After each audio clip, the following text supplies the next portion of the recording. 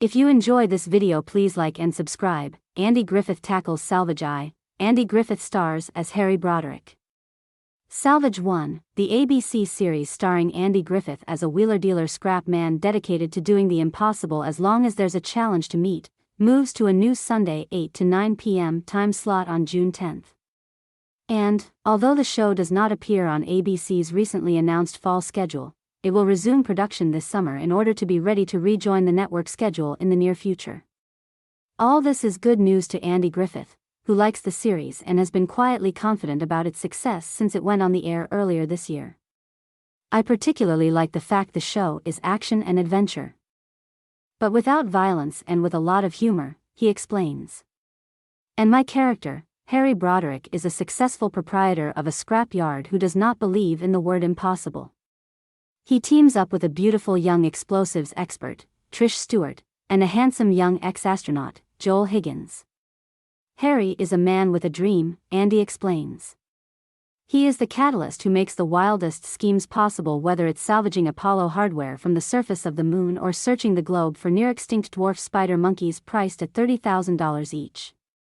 Trish Stewart, who portrays the pragmatic Melanie Slozer, is a stunningly attractive blonde who probably is best known to viewers, particularly daytime ones, as Chris Brooks Foster on CBS The Young and the Restless. As Melanie, she is the Salvage crew's stabilizing element and has to bring Harry down to earth by explaining the feasibility of a given situation. Joel Higgins, who portrays an ex-NASA astronaut and daredevil who is willing to try anything for the thrill of it, is an actor who made a sweeping transition in his life from public relations man with the nation's largest automobile manufacturer to folk singer to Broadway performer. And their leader, Harry Broderick, is, of course, played by one of the true veteran actors, Andy Griffith, who is known for his performances in The Andy Griffith Show on TV and feature films like No Time for Sergeants and A Face in the Crowd, as well as the more recent movie, Hearts of the West, and TV roles in Washington, Behind Closed Doors, among others. Born in Metairie, NC, Griffith was educated at the University of North Carolina in Chapel Hill. There he majored in music and, for a time, contemplated a career in the ministry. After completing college, Griffith taught high school in Goldsboro, North Carolina, for 3 years. While teaching music and glee club in Goldsboro, Andy put together an act he performed for civic groups at various functions throughout North Carolina. Andy played guitar, sang and danced. On one occasion, I was booked to appear before the same group twice, and I obviously couldn't do the same act. So while driving the 75 miles from home to the second appearance, I made up a new monologue and called it What It Was Football, based on an old joke I had heard. The monologue was so successful that Andy was asked to record it for a small record company in Goldsboro. This soon snowballed into a Capitol Records contract in 1953. Andy's first big break came with No Time for Sergeants. He starred in the television production, played 345 performances on Broadway, and then starred in the feature film version. In July 1960, Andy moved to Hollywood to start production on The Andy Griffith Show, a series which not only lasted 8 full seasons, but consistently maintained its rating as one of the top shows in television history. It was succeeded by Mayberry RFD, for which Andy served as executive producer. When Andy was given the script of Salvage 1, he had no idea of doing a series. I read it and I liked it very much, he says. I thought it was just for a TV movie, but they said they might do it as a series. I said, no, I'll just do the movie. We had an impasse. Then, finally, I said to myself, well, it probably won't sell anyway, so I'll do it. And I did it, and here we are, and I'm glad. During the mid-season press weeks, there were few recognizable faces among the parade of hopeful new actors. All hope to march in the footsteps of recent overnight sensations, John Travolta, Robin Williams, John Ritter and Suzanne Summers. Young actors Peter Fox, Donna Pesco, David Naughton, Alexa Kennan, Tom Wopat and Adrian Stumpf were introduced.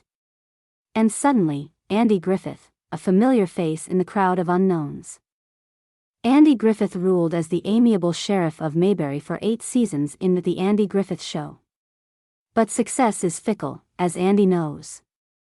He laughs at it, as he recalls the brusqueness of it all. When I was hot, still on television regularly, I played Las Vegas and Lake Tahoe nightclubs and drew big crowds.